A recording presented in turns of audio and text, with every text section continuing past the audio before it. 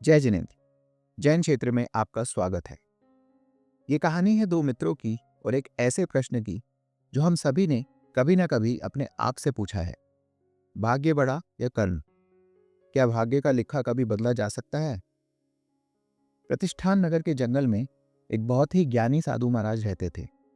कहा जाता है उन्हें भविष्य देखने की विद्या प्राप्त थी और इसलिए आए दिन लोग उनके पास अपना भविष्य जानने आते थे। साधु महाराज को यह पसंद नहीं था, इसलिए वह किसी एक जगह ज्यादा समय नहीं रुकते थे तथा लोगों से दूर घने जंगलों में ही रहते थे। एक बार दो मित्र विपुल और विजन प्रतिष्ठान नगर की ओर यात्रा कर रहे थे। नगर का रास्ता प्रतिष्ठान के जंगलों से होकर जाता था तथा दोनों मित्र उन घने जंगलों में भटक गए। बहुत समय भटकने के बाद उन्हें एक झोपड़ी दिखाई दी तथा साधना करते हुए साधु महाराज भी दिखे। उन्हें देखकर दोनों मित्र समझ गए कि ये तो प्रतिष्ठान के वही साधु महाराज है जो भविष्य जानने के लिए प्रसिद्ध है तथा लोगों से दूर घने जंगल में रहते हैं। विपुल और विजन ने साधु महाराज को बताया कि वे यात्री हैं तथा प्रतिष्ठान नगर जाते हुए रास्ता भटक गए हैं। साधु महाराज ने उन्हें खाने के लिए कुछ फल दिए तथा अपने एक शिष्य से कहा कि नगर पहुंचने में इन दोनों की सहायता करे। जाने से पहले दोनों मित्रों ने साधु महाराज से अपना भविष्य जानने का निवेदन किया। साधु महाराज के मना करने के बाद भी दोनों के बार बार प्रार्थना करने से अंततः उन्होंने उन दोनों मित्रों की प्रार्थना स्वीकार कर ली। उन्होंने बताया कि विपुल के भाग्य में राजयोग है तथा वह एक ही वर्ष में राजा बन जाएगा। फिर उन्होंने बताया कि उसी एक वर्ष में विजन की मृत्यु भी हो जाएगी। अपना अपना भाग्य जानकर दोनों मित्र प्रतिष्ठान नगर की ओर निकल गए।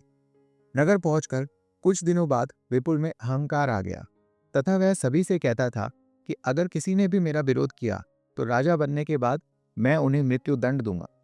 इस कारण गांव के सभी लोग विपुल को नापसंद करने लगे और उससे दूर ही रहने लगे। वहीं दूसरी ओर बिजन, जो कि एक अध्यापक था, पहले की तरह ही अपना काम पूरी ईमानदारी और निष्ठा से करता था। साथ ही उसने अब धर्म ध्यान और समाज सेवा भी शुरू कर दिया था। अपनी निकटतम मृत्यु की भविष्यवाणी से वह ज्यादा विचलित नहीं हुआ। कुछ समय बाद विपुल ने सोचा कि कुछ ही महीनों में मैं राजा तो बनने ही वाला हूं, तो क्यों ना अपना महल बनाने की तैयारी अभी से शुरू कर दी। इसके लिए उसने एक जमीन खरीदने का निश्चय किया और विजन को भी अपने साथ चलने को कहा। रास्ते में विपुल को एक घड़ा मिला जो सोने के सिक्कों से भरा हुआ था और अब उसकी खुशी और अहंकार का कोई ठिकाना नहीं था। लेकिन तभी अचानक वहां एक चोर आ जाता है और विपुल से घड़ा छीनने की कोशिश करता है।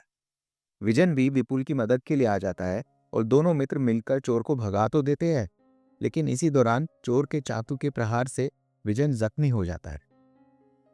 इस घटना के बाद दोनों मित्र तुरंत अपने अपने घर वापस चले जाते हैं।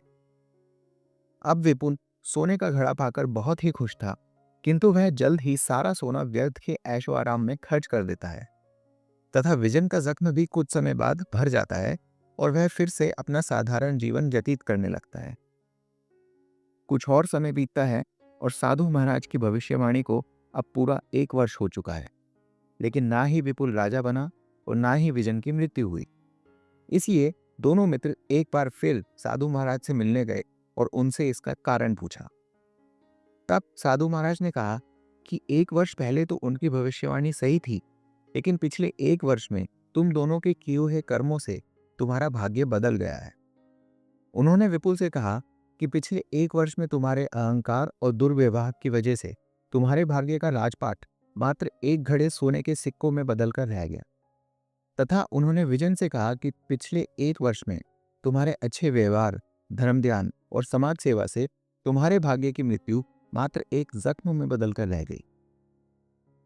तो ये थी कहानी विपुल और विजन की और कर्मों की भाग्य पर विजय की। हमारे जीवन में भी कुछ ऐसे क्षण आते हैं जहां भाग्य के सामने हम अपने आप को लाचार महसूस करते हैं और अपनी कठिनाइयों को ही अपना भाग्य के रूप में स्वीकार कर लेते हैं तथा प्रयास करना ही छोड़ देते हैं। आपने अक्सर सुना होगा कि भाग्य को कोई नहीं बदल सकता या भाग्य का लिखा कोई नहीं छीन सकता, परंतु सत्य तो यह है कि हमारा भाग्य तो हमारे कर्मों से ही बनता है तथा विपुल और विजन की ही तरह हमारे कर्म हमारा भाग्य बना भी सकते हैं और बिगाड़ भी सकते हैं।